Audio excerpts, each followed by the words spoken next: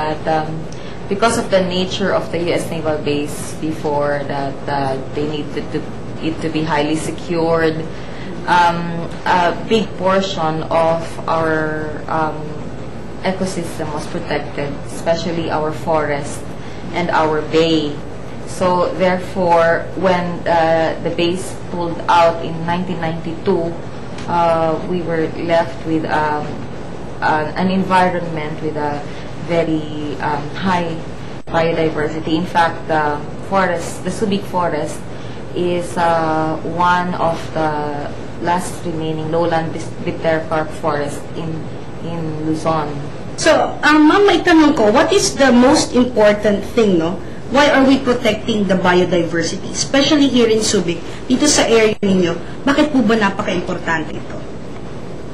Because we have to live. Because that is what keeps us alive.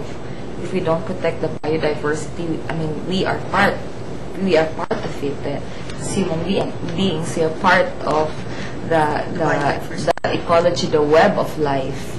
People may say that's on the philosophical side, but that is reality, that is scientific.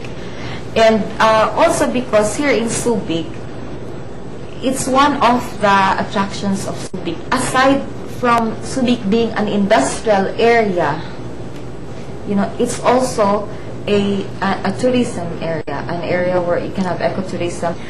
So, ma'am, what is the stand position of SBMA in supporting our national law on environmental protection? Because I'm sure, if I'm not mistaken, no, SBMA po is a government agency, right? Yes. So, ano po yung stand natin to support the environmental protection, the national law? We implemented the national laws here, like the Clean Water Act, Clean Air Act, the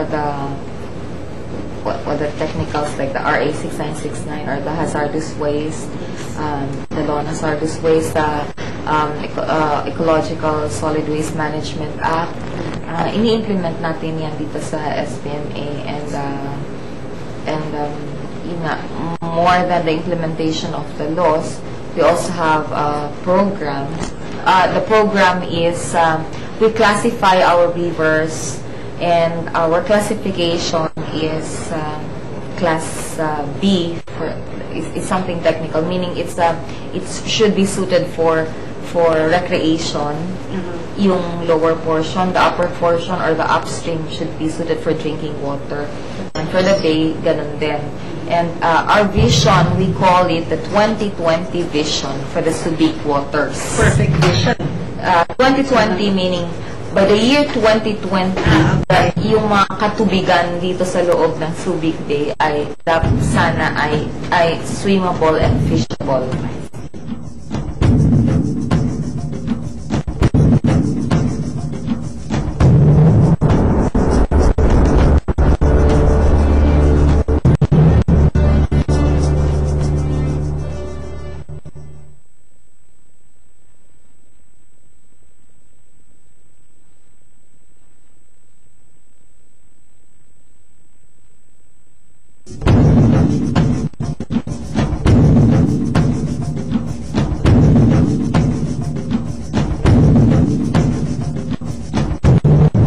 The present image of our environment is now the mere representation of a social-cultural advancement.